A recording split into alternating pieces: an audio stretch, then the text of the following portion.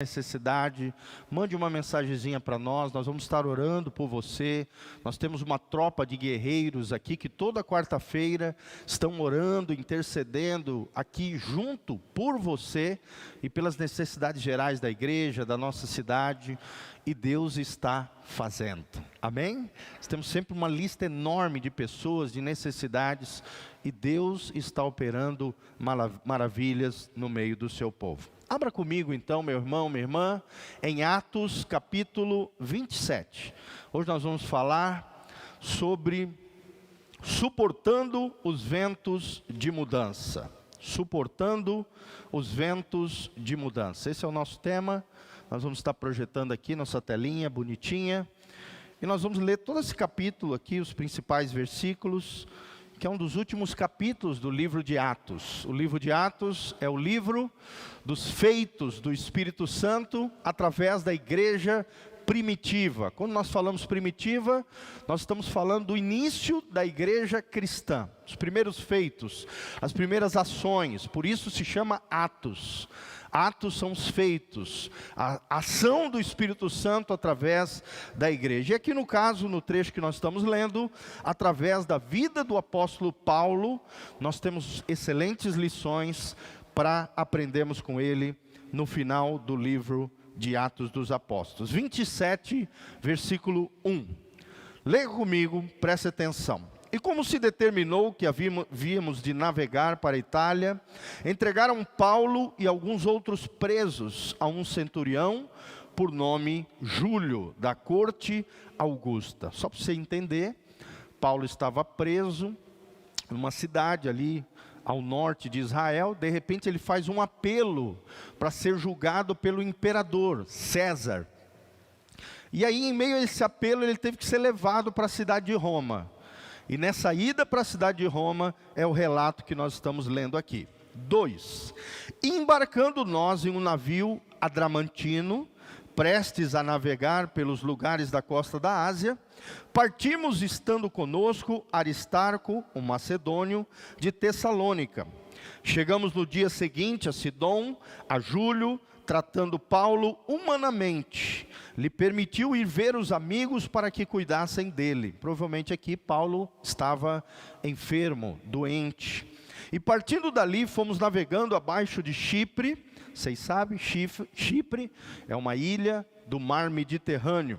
Porque os ventos eram contrários. Fala comigo, os ventos eram contrários. Presta atenção nesse termo. Os ventos eram contrários. E tendo atravessado o mar ao longo da Cilícia, Panfilha, chegamos a Mirra e a Lícia, tudo cidades ali da antiga Grécia, Macedônia, e achando ali o centurião, um navio de Alexandria, que navegava para a Itália, ou seja, para Roma, nos fez embarcar nele. E como por muitos dias navegássemos vagarosamente, havendo chegado apenas de fronte de Cenido, não nos permitindo o vento ir mais adiante, navegamos abaixo de Creta, junto de Salmone. E costeando-a dificilmente, chegamos a um lugar chamado Bons Portos, perto do qual estava a cidade de Laceia. E passando muito tempo, sendo já perigosa a navegação, pois também o jejum já tinha passado, Paulo os admoestava. Ou seja, Paulo aqui já estava ministrando, pregando dentro do navio, mesmo preso. Versículo 10.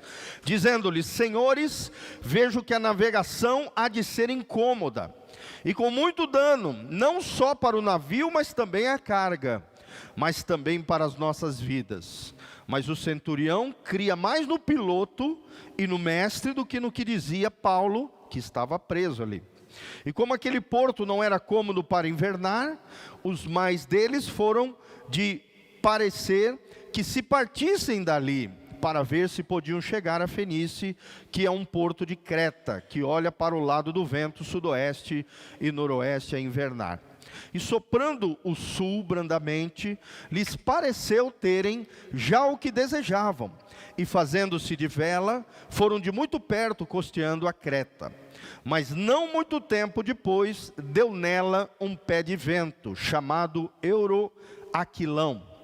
E sendo o navio arrebatado, não podendo navegar contra o vento, dando de mão a tudo, nos deixamos ir à toa. Ou seja, o vento estava tão forte que o barco estava sendo levado pelo vento. E correndo abaixo de uma pequena ilha chamada Clauda, apenas pudemos ganhar o batel. E levado este para cima, usaram todos os meios, cingindo o navio, temendo darem a costa na Sirte, amainadas as velas, assim foram à toa. E andando nós agitados por uma veemente tempestade, no dia seguinte aliviaram o navio, ou seja, começaram a lançar as cargas. E ao terceiro dia, nós mesmos, com as nossas próprias mãos, lançamos o mar à armação do navio. E não parecendo, já havia muitos dias, nem o sol nem estrelas, e caindo sobre nós uma não pequena tempestade, fugiu-nos toda a esperança de nos salvarmos. Fala comigo, fugiu-nos toda a esperança de nos salvarmos. Ou seja, o negócio aqui estava feio, complicado.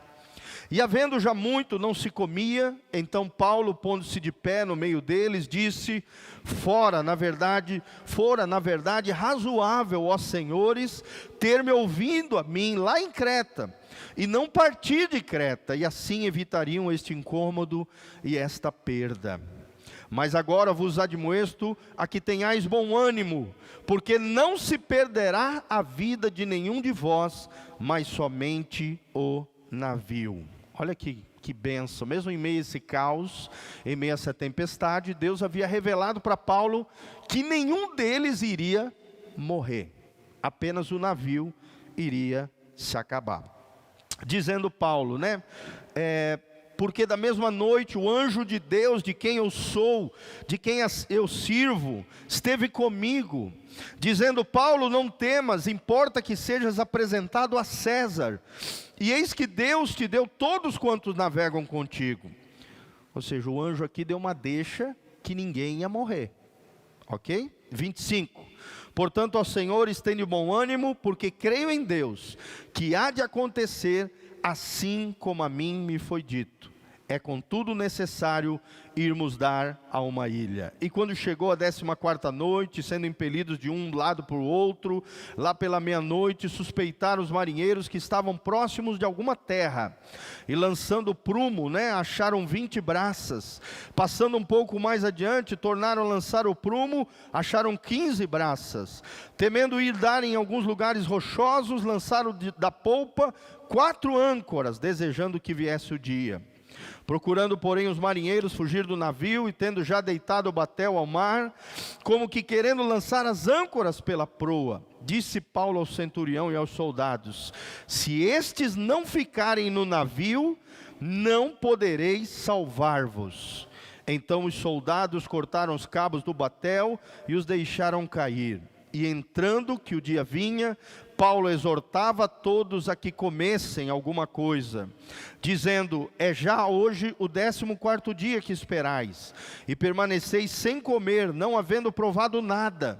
Portanto exorto-vos a que comais alguma coisa, pois é para a vossa saúde, porque nenhum cabelo cairá da cabeça de qualquer um de vós. Fala comigo, nenhum cabelo cairá da cabeça de nenhum de vós. Glória a Deus.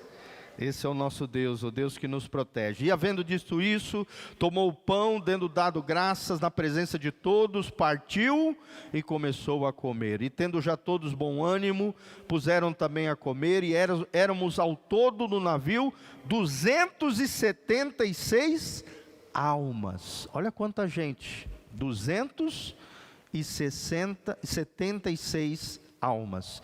E refeitos com a comida, aliviaram o navio, lançando o trigo ao mar, e sendo já de dia, não conheceram a terra. Enxergaram, porém, uma enseada que tinha praia, e consultaram sobre se deveriam encalhar nela o navio. E levantando as âncoras, deixaram ir no mar, largando também as amarras do leme, e alcançando a vela maior ao vento, dirigiram-se para a praia. Dando, porém, no lugar de 2 navios, encalharam ali o navio e fixaram a proa, e ficou imóvel mas a popa abriu-se com a força das ondas.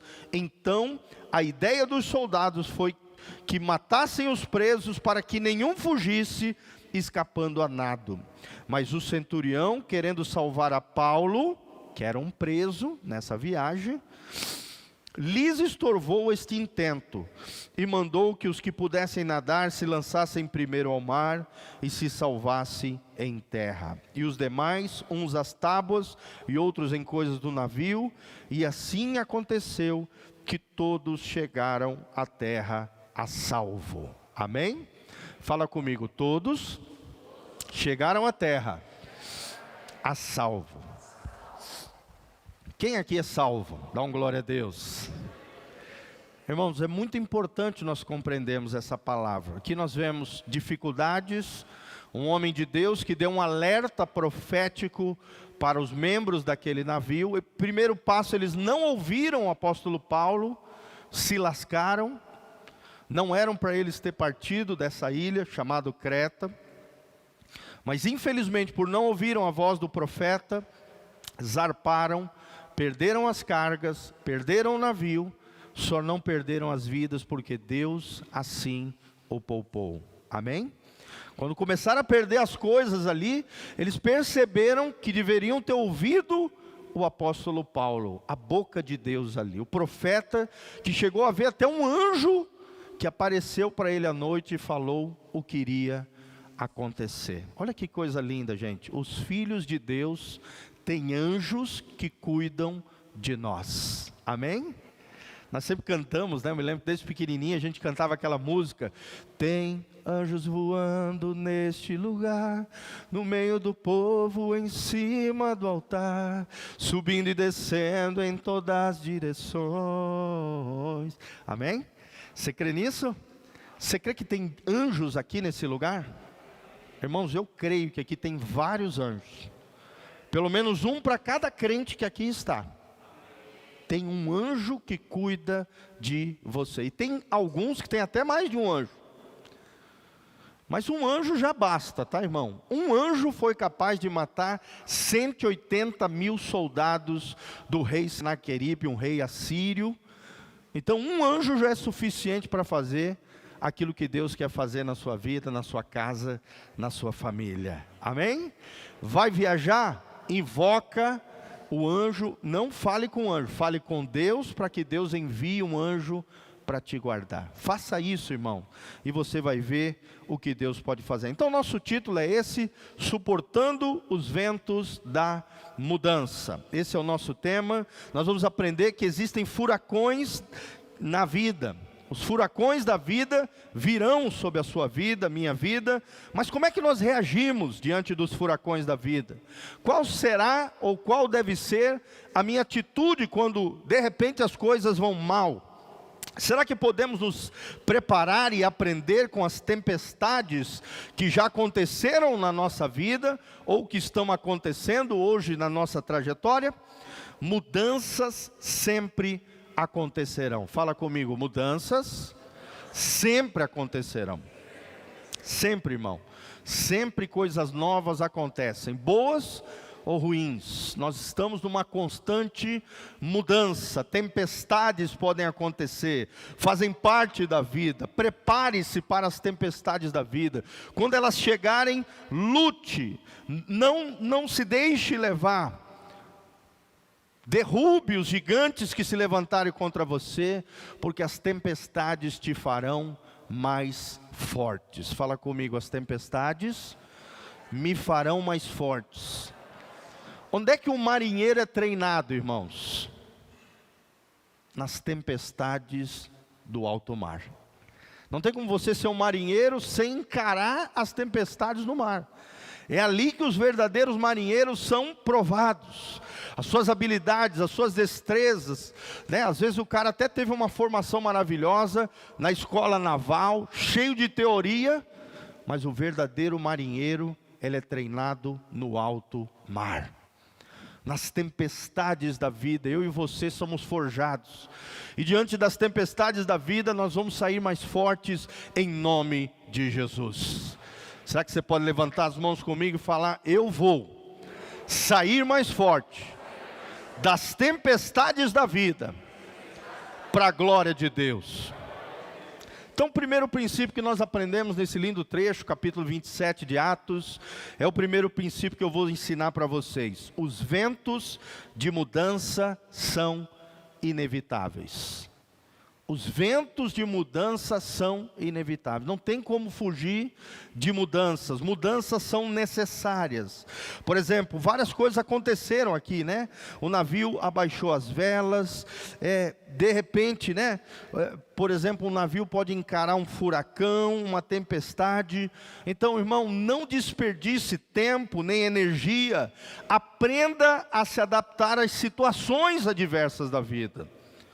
Não fique estático, não fique choramingando, não fique procurando culpados. Mudanças são inevitáveis. Não apegue-se ao passado, né? Tem muita gente que é presa ao passado. Fica lamentando com relação ao passado, fica chorando pitanga do passado. Irmão, não se paralise com lembrança dos velhos tempos. Deus tem novos ares para você. Amém? Fala comigo, Deus tem novos ares, Deus tem um tempo novo, Deus tem mudanças para a minha vida. Glória a Deus, irmãos. Essa própria igreja mesmo, ela surgiu em meio a uma mudança que foi inevitável, aconteceu.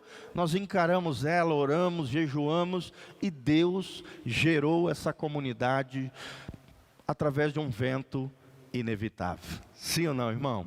Sim.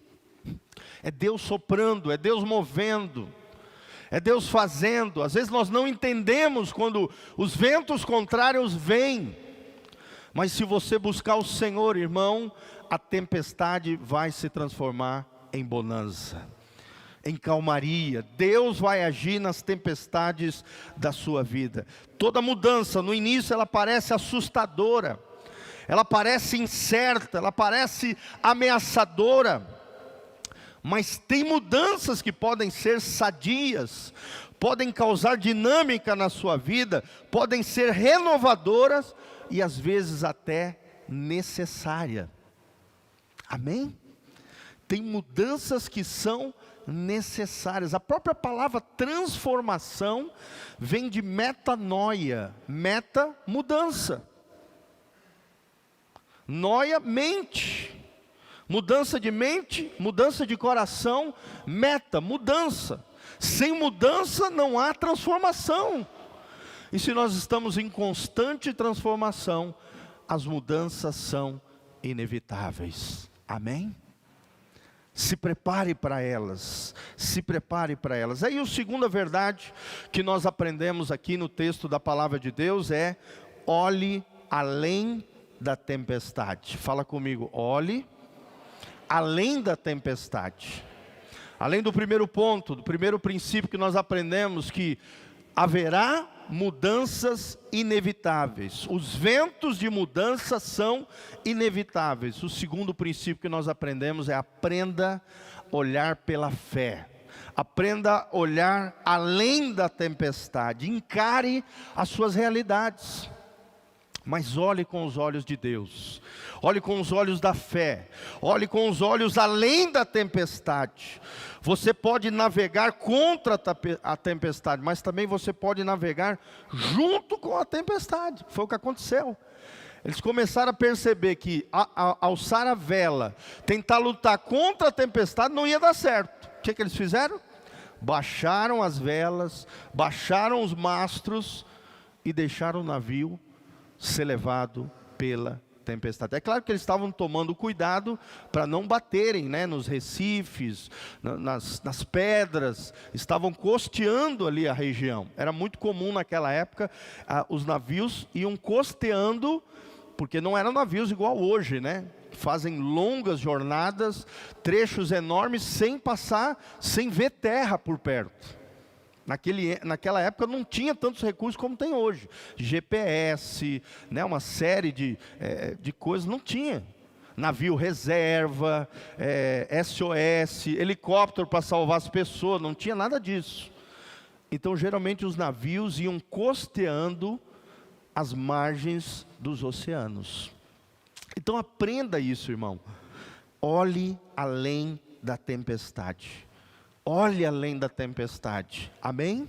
Fala comigo, eu preciso olhar além da tempestade. E quem é que aqui nessa história estava olhando além da tempestade? Quem? Paulo. Todos os outros não estavam. Tanto é que eles estavam 14 dias jejuando, procurando, invocando os seus deuses, a fim de chamar a atenção deles para que fizessem algo a respeito da tempestade. Paulo não. Paulo estava de boa. Paulo estava ali orando, buscando a Deus. Um anjo apareceu para ele, porque ele estava olhando além das tempestades. E a mensagem daquele anjo trouxe paz, sossego para o coração de Paulo. E Paulo lançou essa palavra para aqueles comandantes que não haviam ouvido a Paulo. Dezenas de escravos foram poupados por causa da vida de Paulo. Isso trazendo para nós hoje, a nossa fé pode salvar dezenas de pessoas. A nossa fé pode salvar membros da nossa família. A nossa fé pode fazer a diferença não só na nossa vida, mas na vida de todos aqueles que estiverem de alguma maneira interligados a nós. Era costume daquela época, quando um navio ia afogar, eles matavam os escravos para ninguém escapar. Nós lemos aqui no texto. Mas por causa do apóstolo Paulo, todas aquelas almas foram salvas. Amém? Quem vai salvar almas aí com a ajuda de Jesus? Não que nós tenhamos poder de salvar, mas nós vamos ser agentes de salvação. Vamos ser uma bênção na nossa casa, na nossa família, no nosso trabalho. Vamos exercer a salvação de Deus através da nossa vida. Vamos ser agentes de salvação. Através da nossa vida, pessoas serão salvas. Lembre disso. Quando você vai, olha além da tempestade, navega junto com a tempestade, isso evita, por exemplo, que um navio quebre o mastro e esmague o leme. O mastro é aquele pedaço de madeira onde ficam as velas. O leme é aquele pedaço que fica no fundo do navio, que dá o direcionamento do navio.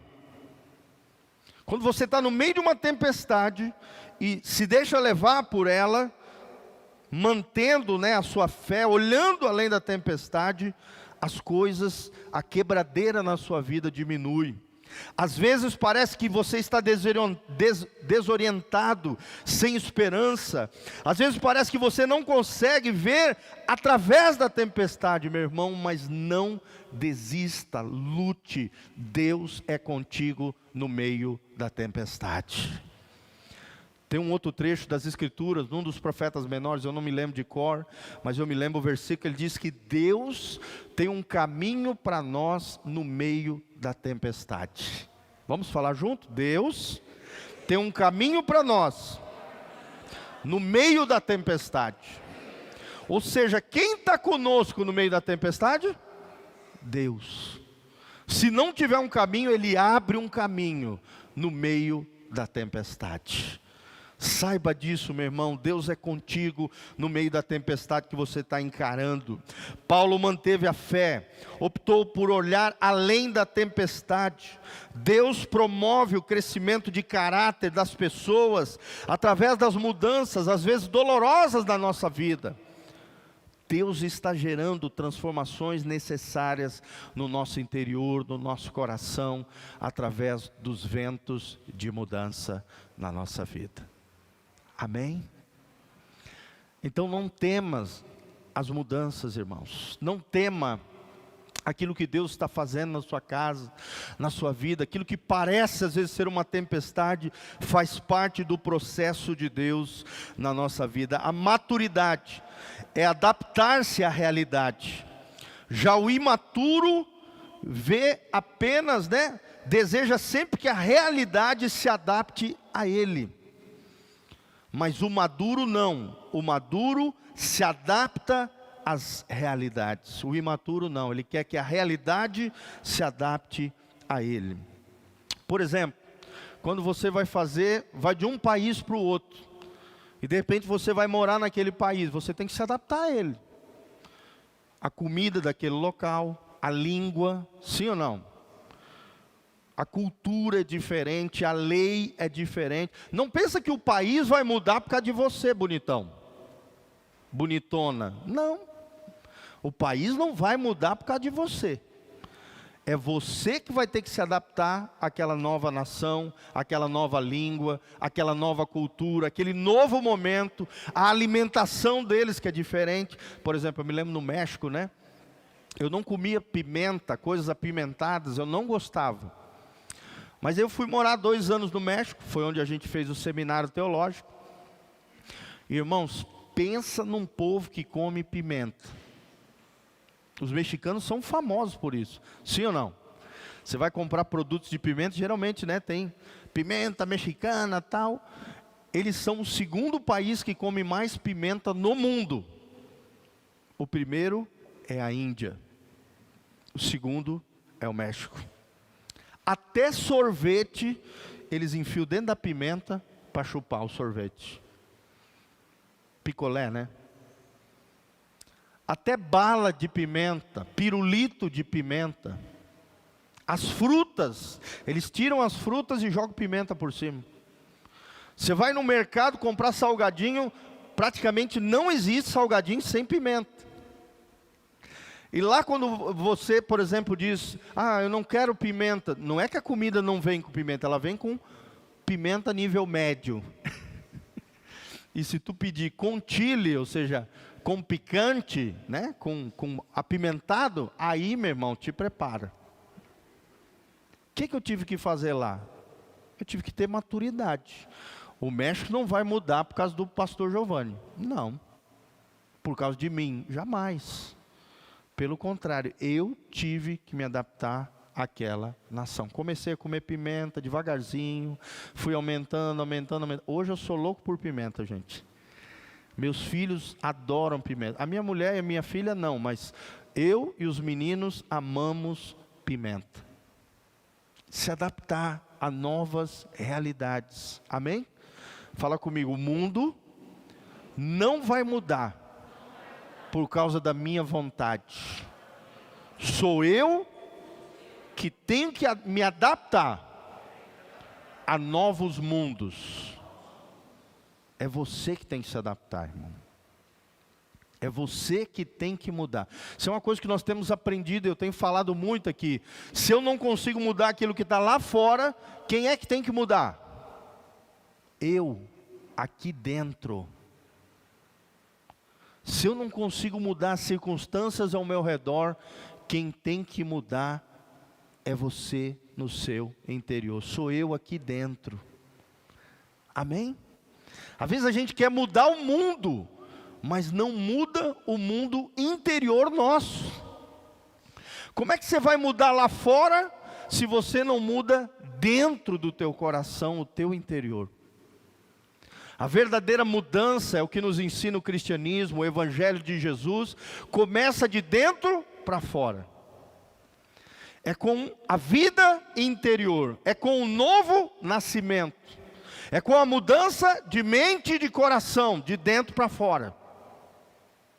Então lembre-se disso, olhe além da tempestade, se adapte a novas realidades, haja com maturidade e entenda que Deus promove crescimento na sua vida através das mudanças, através das tempestades. Amém? Você vê que Paulo o tempo todo aqui no texto ia se adaptando e confiando na palavra de quem, gente? De Deus, do anjo do Senhor. Primeiro parece aqui, dá a impressão que o próprio Espírito Santo, porque Paulo era um profeta, ele era apóstolo, mestre e profeta. E Deus também usava, né? Deus usava Paulo, como ele era cheio do Espírito Santo, em vários ministérios, com vários dons. Mas dentre eles é clássico aqui o ministério profético. Porque ele ouviu a voz de Deus, relatou para o capitão e para o guarda que estava cuidando dele, não deram bola para ele, mas ele continuou falando, continuou exortando. E mesmo assim, à noite vem um anjo confirmar a palavra que Deus havia dito ao coração de Paulo. Amém? Irmão, se Deus tiver que mandar um anjo para falar com você, Ele vai falar com você. Amém? Quem crê em anjos aqui?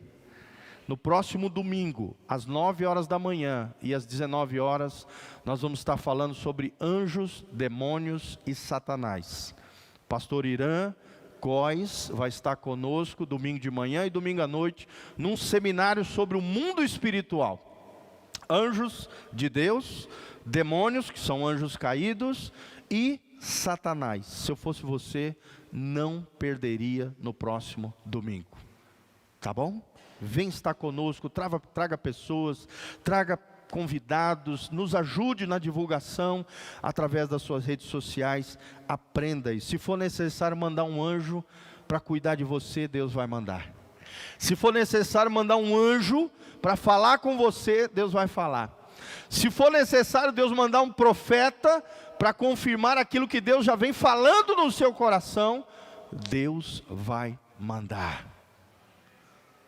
Porque a Bíblia diz em Hebreus capítulo 1, versículo 12, os anjos do Senhor são ministros de Deus, que estão a serviço daqueles que vão herdar a salvação. Quantos aqui vão para o céu comigo? Dá um glória a Deus. Então, se tu está escrito no livro da vida, se tu está caminhando a salvação, se você está indo na direção do céu, meu irmão, você tem anjos para te servir, assim como Paulo teve dentro daquele barco. Terceiro princípio que nós aprendemos nesse lindo texto da palavra de Deus: as mudanças clareiam nossas prioridades. Fala comigo, as mudanças clareiam as nossas prioridades. Amém? Muitas vezes Deus manda tempestades, manda furacões na nossa vida, mudanças são necessárias para Deus mostrar para nós aquilo que realmente é importante. Sim, meu irmão? Sim ou não? Sim. Tomara que você aprenda, quando as mudanças vierem, quando as tempestades vierem, clareie na sua mente quais são as suas prioridades. Por exemplo, toda vez que você muda de casa, de uma casa para outra, você tem que jogar fora muita coisa, sim ou não? E guardar só aquilo que realmente é prioridade. Tem muita coisa que você guarda na tua casa que você vê que é uma coisa fútil, às vezes que você comprou, não precisou, está guardado lá no canto, ou você dá para alguém ou você joga fora. Porque em toda mudança você percebe que se clareia as suas prioridades. Aquilo que realmente é importante vai ficar na sua vida. Ilumine, né? Aquilo que de fato importa. Deus faz isso, Deus ilumina no nosso coração, nos mostra, nos revela aquilo que de fato importa. Por exemplo, aqui no texto que nós lemos, as cargas do navio eram menos importantes do que as almas que foram salvas. Eles lançaram a carga fora, baixaram a vela, baixaram o mastro, para que o navio e as vidas fossem salvos. O navio se perdeu, mas as almas foram salvas. O que é mais importante, a carga, o navio ou as pessoas? O que é mais importante, irmãos? As coisas, o dinheiro, os bens, as posses, o patrimônio ou as pessoas? Fala comigo, as pessoas são mais importantes do que as coisas. Aprenda isso, irmãos. Valorize as pessoas de Deus na sua vida. Valorize aquilo que Deus tem colocado do seu lado. Aprenda a dar importância àquilo que realmente é prioridade. Por exemplo, os relacionamentos. O relacionamento com Deus é prioridade na sua vida, meu irmão? O relacionamento com o seu cônjuge, com a sua família, com seus amigos. Valorize os relacionamentos importantes. Aprenda a adaptar-se, mude o curso da vida se for necessário, mas vença as tempestades. na direção e na orientação do Senhor. Às vezes é preciso lançar a âncora fora. O que simboliza isso para nós hoje? Lançar problemas desnecessários, lançar fardos do passado, situações que nos magoaram, pessoas que nos ofenderam. Lança fora, meu irmão, não tem porque tu carregar isso. Culpa desnecessária, fardos desnecessários, amargura, ressentimento, angústia, dores, mazelas, lança fora. Quantas e quantas pessoas estão ancoradas no seu passado?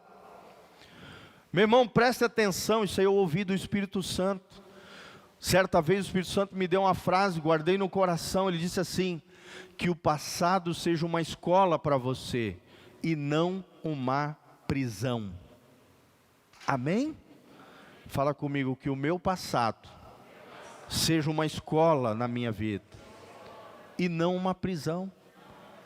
Tem gente que fica presa ao passado, ancorada ao passado. Lance fora essas âncoras. Se for preciso, lance fora. Se fixe num lugar de paz em Deus.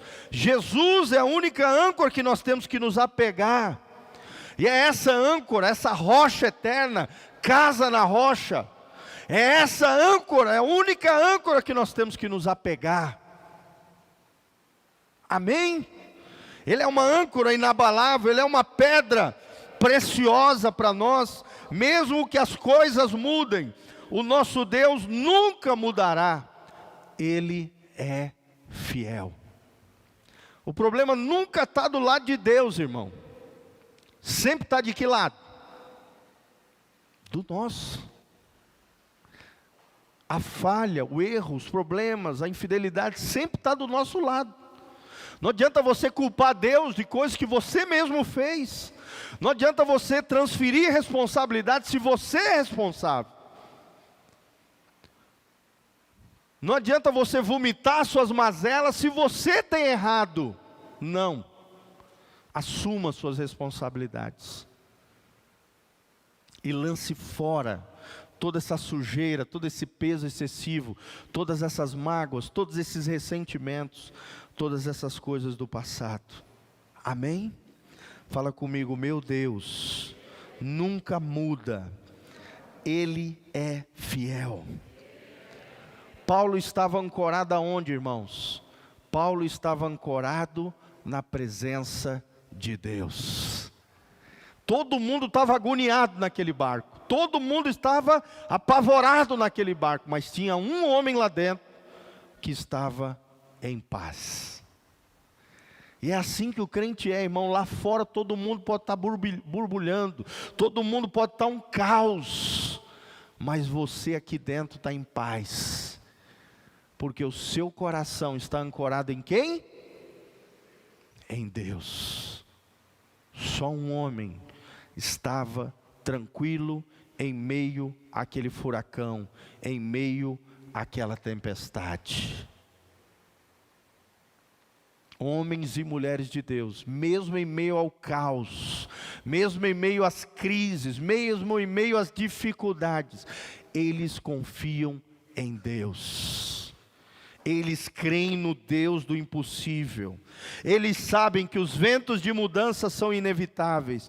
Eles sabem que podem olhar além da tempestade. E eles reconhecem que as mudanças clareiam as nossas prioridades. Amém? Meu irmão, Deus sabe onde nós estamos. Deus sabe aquilo que passamos. Deus sabe para onde nós vamos. E Ele quer ser o guia da sua vida. Amém? Jesus foi quem disse: eu sou o caminho, a verdade e a... Jesus tem um caminho para você. E sabe quem é o guia desse caminho de Jesus? É o Espírito Santo de Deus. Um dos nomes do Espírito Santo é Paracleto, um dos advérbios, um dos títulos do Espírito Santo é Paráclito, no grego, que significa consolador. Aquele que caminha do meu lado, aquele que é meu guia. A imagem que o autor traz, quando usa essa palavra consolador, Paracleto, é de um guia para um cego.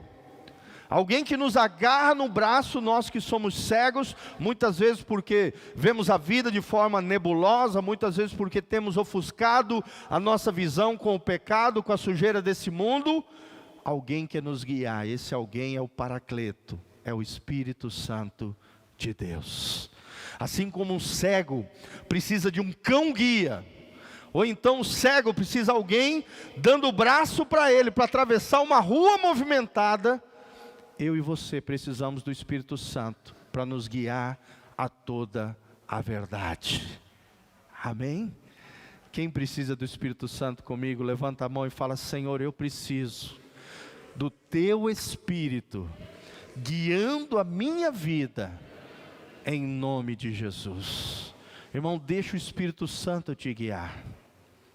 Deixa o Espírito Santo, assim como Paulo, falar com você. Deixa o Espírito Santo revelar aquilo que talvez para você seja um mistério com relação ao seu futuro, à sua vida. Deixa o Espírito Santo, se Ele quiser enviar um anjo para falar contigo, fale com o anjo do Senhor. Claro que sempre comparando com a palavra de Deus, porque o diabo também pode se travestir de anjo, lembre-se disso. A Bíblia diz que o Satanás pode se travestir até de um anjo de luz. Então não é porque é um anjo que tem que ser de Deus. Não, nós vamos aprender no domingo que existem anjos caídos, demônios, e existem anjos de Deus, seres celestiais abençoados. Então ouça anjos de Deus, respaldados na palavra de Deus, que confirme no seu coração aquilo que Deus já vem falando com você anteriormente. Essa é a verdadeira profecia. A verdadeira profecia não é nada de algo novo. Quando Deus manda um profeta na sua vida, Ele manda um profeta confirmar aquilo que Deus já vem falando no teu coração.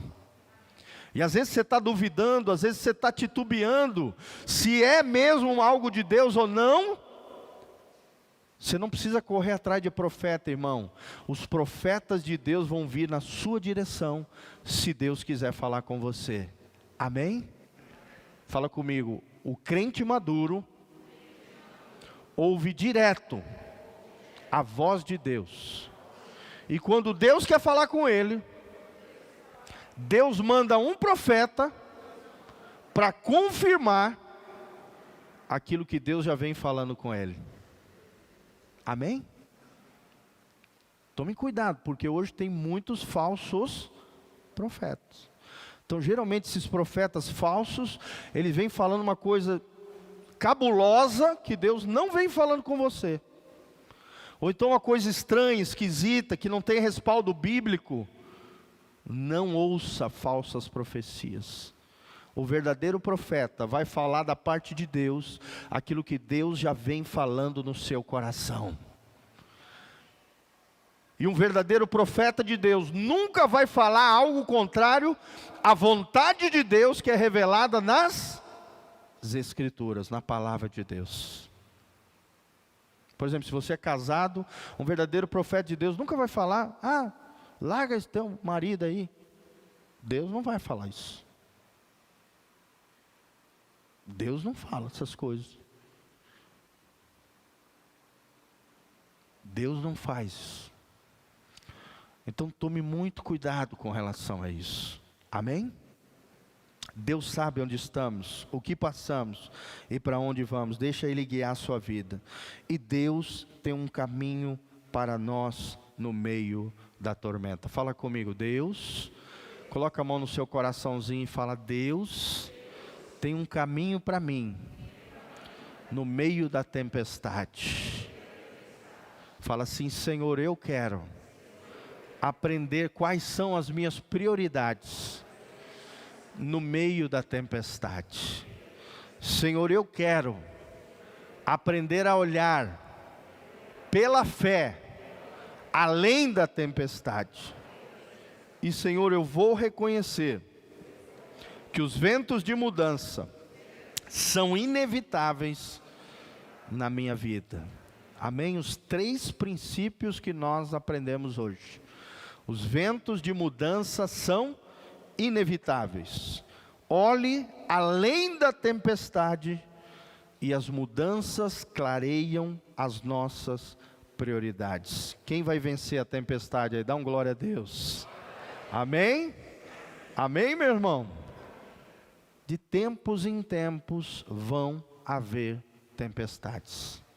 Não adianta a gente se iludir. Ah, eu virei crente, vai dar tudo certo. Às vezes vai vir o dia mau. Às vezes situações difíceis acontecem. Às vezes parece que o inferno se levanta contra nós. Às vezes nós mesmos nos envolvemos com situações equivocadas, erros e falhas.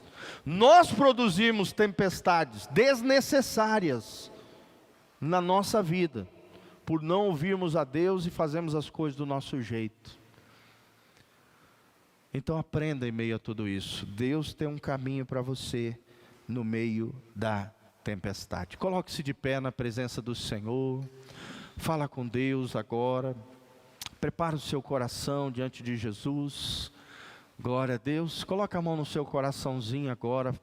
Fala assim comigo: Senhor, me ajude a compreender os teus planos e projetos, as transformações de Deus na minha vida, através das mudanças que são inevitáveis. Senhor, que eu possa olhar além da tempestade, com os olhos da fé, com os olhos em Jesus. Eu vou vencer, pela graça de Deus, no poder do Espírito Santo, a toda tempestade, a todo vento de mudança, a toda tormenta que se levantar contra a minha vida, vai cair por terra, em nome de Jesus. Com Jesus no barco, basta uma palavra do Mestre, e a minha tempestade se tornará em calmaria. Obrigado, Jesus, por estar comigo no barco da minha vida.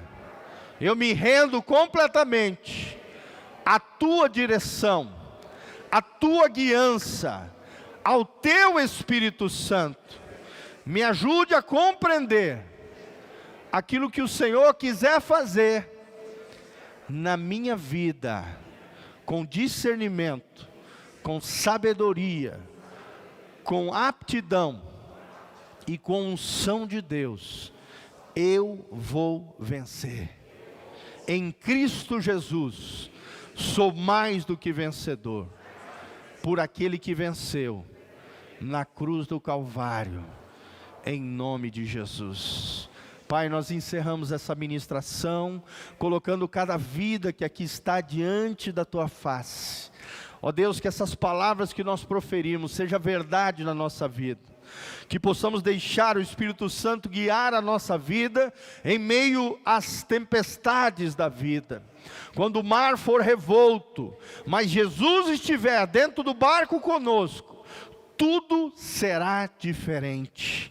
A paz de Deus, que excede todo entendimento, estará no nosso coração, porque a nossa vida, o nosso coração estará ancorado na rocha eterna, que é Jesus de Nazaré. Pai, abençoa o teu povo, ajuda cada um deles no meio das dificuldades, lutas e problemas, livra-os de todo mal, livra-os de toda tentação, livra-os da derrota, do fracasso, do abandono, ó Deus, de qualquer tipo de miséria, pobreza, bancarrota, desgraça.